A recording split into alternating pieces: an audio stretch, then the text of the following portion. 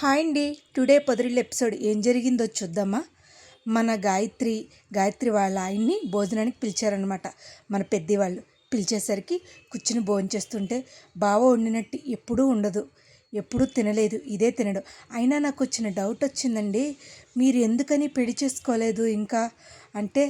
అలా ఎందుకు అడిగారు అంటే, మీకు అవ్వకుండా చక్రి అంటే మాది లవ్ మ్యారేజ్ అండి, అందుకనే. మీరు చాలా బాగా ఉండారండి. మీలాంటి వ్యక్తిని నాకు అన్నయ్యగా ఉంటే చాలా బాగుండేది. మీరు నా అన్నయ్య అని ఫీల్ అవుతున్నాను అని అనేసరికి బావ అందరితోనూ అలాగే ఉంటాడు అంటూ గాయత్రి చెప్తుంది. ఈమె వాళ్ళ మావ ఏడుతాడు. ఏమే నిన్ను అసలు మీ అమ్మ పంపదు కదా, మరి ఎలా వచ్చావు అంటే, ఇప్పటి వరకు అమ్మ నాన్న, ఇప్పటి నుంచి ఆయన, అందుకనే ఆయన తీసుకొచ్చాను. మీ పెళ్ళికి ఎలాగైనా నన్ను పిలవాలండి, మీరు మర్చిపోరు కదా అంటే, అయ్యో అదేంటి గాయత్రి, కంపల్సరీ మా అన్నయ్యకు సంబంధం చూడండి అంటూ చక్రి అంటాడు.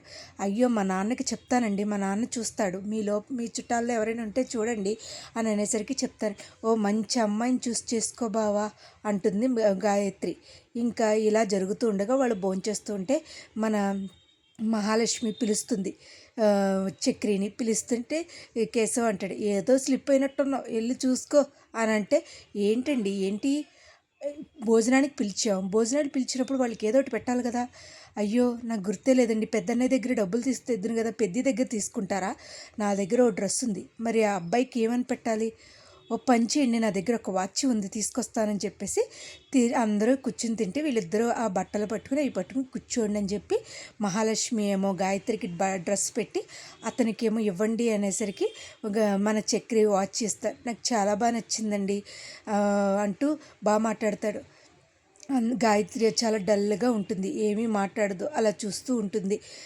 మహాలక్ష్మి వల్లే మేమంతా ఇలా ఉన్నాము అంటూ నారాయణ చెప్తే, మహాలక్ష్మి మన గాయత్రి వెళ్ళి వాళ్ళ మావయ్యకి దండం పెట్టుకుని, మావయ్యకి అమ్మ చల్లగా ఉండమ్మా అంటూ ఉంటాడు మన నారాయణ.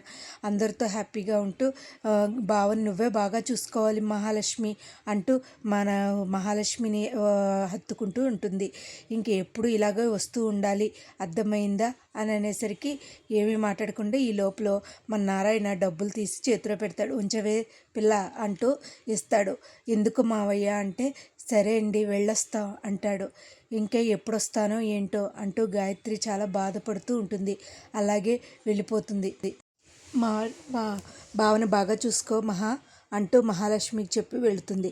అందరూ బయటకు వచ్చిన తర్వాత జాగ్రత్త అంటూ వెళ్ళిపోతూ అలా చూస్తూ ఉంటుంది. పెద్ద అయితే చాలా బాధపడుతూ ఉంటాడు. గాయత్రి అయితే చాలా ఏడుస్తూ ఉంటుంది. అలా ఏడుస్తున్న వాళ్ళ ఆయన చెయ్యి పట్టుకుని వెళ్ళిపోతూ ఉంటుంది. అది ఎప్పుడు వచ్చినా కూడా కంపల్సరీ రావాలి, అర్థమైందా అంటూ ఉంటారు. ఇంటికి వెళ్ళాక ఏడుస్తుంటుంది. ఎందుకో 25 ఏళ్ల పాటు ఇంట్లో ఉన్నాను కదండి, నాకు చాలా బాధగా ఉంది. మిగతా వాళ్ళ సంగతి ఎలా ఉన్నా నేను ఎప్పుడు ఏమి అన్నాను, నువ్వు ఎప్పుడు రావాలంటే అప్పుడు రావచ్చు అని బయలుదేరదామా గాయత్రి అని అనేసరికి బయటకు వచ్చేసరికి దండం పెట్టుకుంటారు. అమ్మకి నాన్నకి దండం పెట్టుకుని చల్లగా ఉండండి అమ్మ అంటే, ఏమ్మా ఇన్నాళ్ళు పెరిగావు, నీకు బాధ అనిపించట్లేదా అంటే, నీకు నచ్చినట్టు చేసావు, అప్పుడే బతికేస్తున్నాను కదమ్మా. ఆడపిల్లకున్న గొప్పతనం ఏంటో తెలుసా, పుట్టింటికి కూడా పరాయిదానిలాగా చుట్టల్లాగే రావాలమ్మా, అదే ఆడదాని గొప్పతనం. నీకు నచ్చినట్టు చేసావు, నేనేమన్నా అన్నానా, ఇప్పుడు ఏమీ అనలేదు కదా.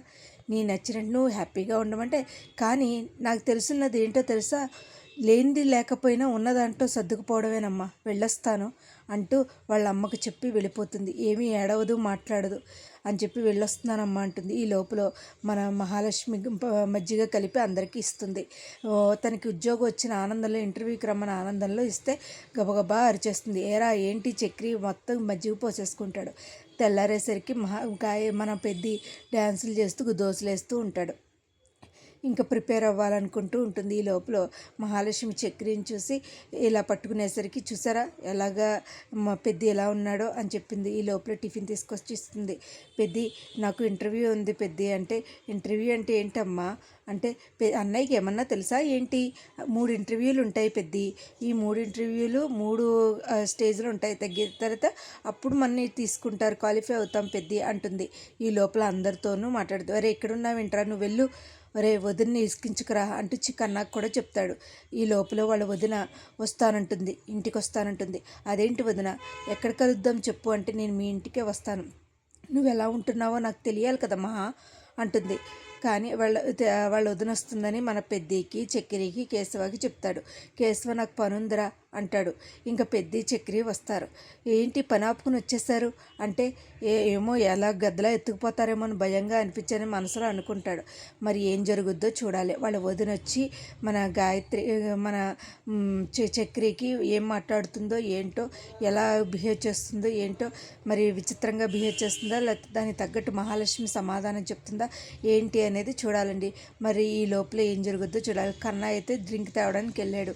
ఇదొక ఇల్లా వదిన, నాకే ఇన్నేళ్ళు పట్టింది వదిన ఇల్లు అవడానికి. మరి ఏం జరుగుద్దో ఏంటో చూడాలి.